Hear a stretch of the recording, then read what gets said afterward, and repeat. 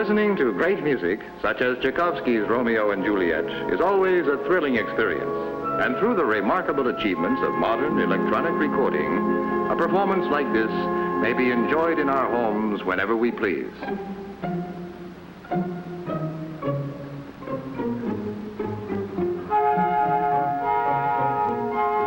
It's true, of course, that listening to music at home is a matter of personal preference and taste. Now, here's a man named Smith. He's the relax and drink in the beauty of it all type of listener.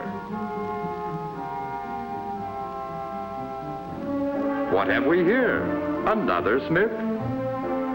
He's of the look, Ma, I'm a conductor too school of listening. Looks like fun.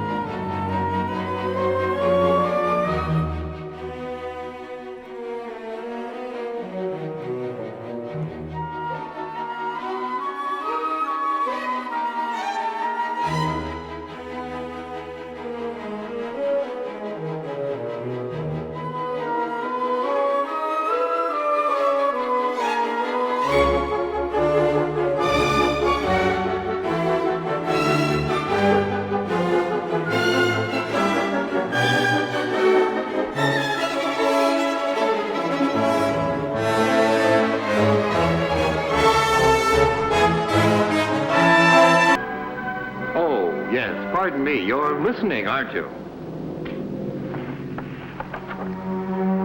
Well, all right. It just so happens I know a Smith or two who also know a hi-fi when they hear it. Toreadora, da da da da dee. No, that's not the hi-fi. That's Smith. What'd you say? I said, you're Smith. And could you tell us what hi-fi is? That's what I thought you said. Hi-fi? Why, sure, you bet. Certainly I can tell you what hi-fi is. What is it? Hi-fi is sound reproduction from an instrument that has been especially designed and constructed to give you sound that will be, as nearly as possible, the same sound you would hear in the original playing. What you get in a hi-fi set is best described as presence, a feeling of life and nearness in the music. Once you've heard high-fidelity reproduction, you'll be hard to satisfy with anything less. Say, you really did know, didn't you? Now, can you tell us how does one get high-fidelity reproduction? I can. You know, of course, that most people hear sounds within a frequency range of 20 to 15,000 cycles. I do? No, I don't. Well, you know that the phenomenon called sound is a wave in the air, pulsing at a certain speed. Now, these waves hit the eardrum and are turned into vibrations, which the brain translates into what we call sound. Now, the waves pulsing slower than 20 times per second and faster than 15,000 times per second are mostly missed by the human ear. Now, these pulsations are referred to as cycles and are counted so many per second. Thus, the number of cycles per second in a given sound are described as its frequency. Are you with me? Not exactly with you, but somewhere nearby. Oh. Well, you can see the high and low frequency cycles of sound in that motion picture film you're showing. Now watch while I sing a low note. La.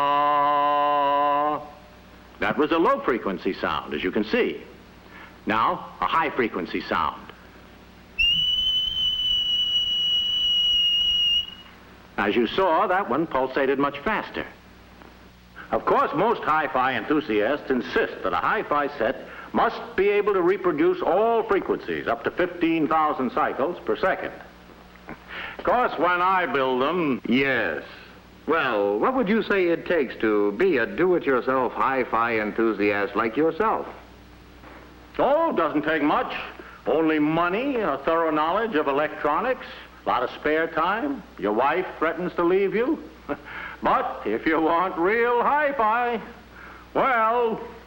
And that's one Smith speaking. There are others. This Smith, for instance. Another do-it-yourself hi-fi enthusiast. Oh, no. No, not me. I'm a component parts man. Of course, stupid of me. What do you mean? I simply mean that I assemble my hi-fi set from pre-assembled component units. Speaker, and amplifier, record player. And do you think you can tell us what hi-fi is? Oh, yes, of course. You know that sound waves... I know. We're up to where the sound comes out of the record. Oh. Well, as the record plays, the needle wiggles at the right number of cycles per second which have been recorded. Now, this creates electrical impulses, which are then boosted by this amplifier and then pushed out through that speaker in the form of sound waves. Then I suppose that the bigger and better the speaker, the higher the phi, so to speak, if you don't mind a bad pun. Oh, I don't mind the pun. But you have to be careful with statements like that. I said something wrong? Well, I just don't want you to get the idea that merely by adding a big speaker to an ordinary record player or radio, you get high fidelity.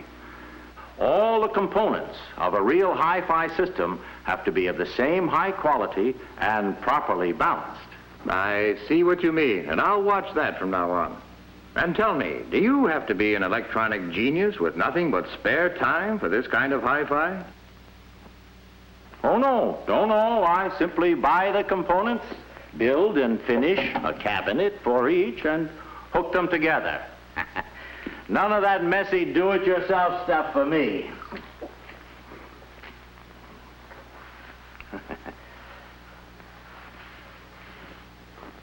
And there's still another Smith's opinion on the subject of hi-fi. Are there more? At least one. There's this Smith, who seems to be enjoying all the advantages of true hi-fi the easy way. Would you call yourself a component parts man, a do-it-yourselfer, or what? No, I'm strictly an enjoy-it-myself hi-fi enthusiast. I see. You like it the easy way. And yet every component of this set is the finest hi-fi equipment made. I get perfect high fidelity. Still, my work is confined to stacking records or loading tape, flicking a switch and listening. And what listening?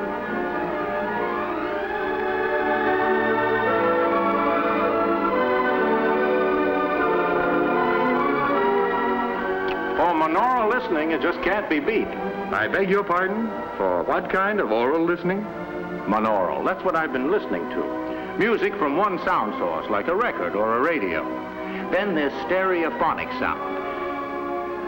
Perhaps I'd better let you hear the difference.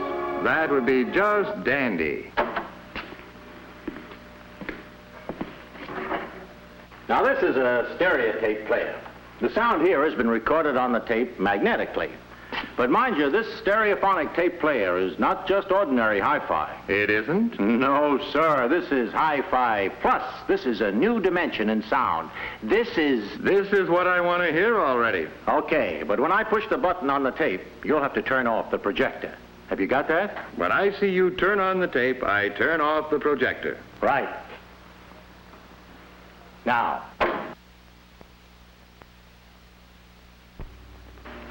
Hey, that was great. Sensational. Terrific. What is it? I told you. Stereophonic sound. A new dimension in sound. Stop saying that and tell me what? How? Well, it's fairly simple. I've heard that before, too. Well, you know that natural sound is received through our two ears from all directions. So when you sit in a concert hall, you hear the music not only from directly ahead, but from both sides, overhead, and below. But because one ear is usually a little farther from any one sound than the other, you don't quite hear the same sound at the same time in both ears. Thus, you can determine direction. And that's what happens with the two-speaker system. Yes, but be careful. Don't get the idea that two speakers on an ordinary hi-fi set will give you stereophonic sound. They won't. You see, stereophonic sound for the home is recorded on two separate tracks, each one giving special emphasis to certain sections of the orchestra, as heard from those positions. Now, when played back simultaneously on two separate systems, the sounds are blended together to achieve a new dimension in sound, impossible to obtain in a monaural recording. But I'm able to use the speaker on my regular hi-fi because the manufacturer has made provision for this sound of the future.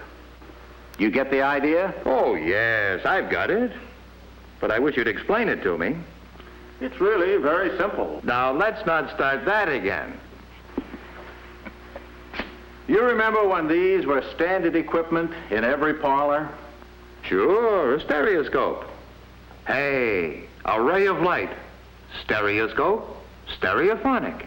Right. That's where the name comes from, because the visual principle involved here has been applied to sound.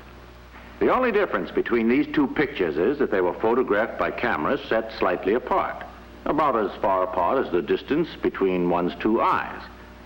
And when seen through the viewer, the two blend together to create an illusion of depth and width. You see what I mean? Oh, yes, I've got it. Now, in stereophonic recording, the same principle is used.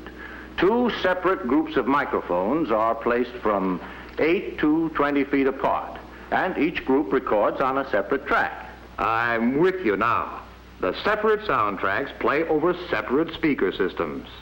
Correct. And when the listeners are centrally located in front of the two speaker systems, they get the illusion of sound coming from a wide area, as if a full orchestra were in the room. Sounds great.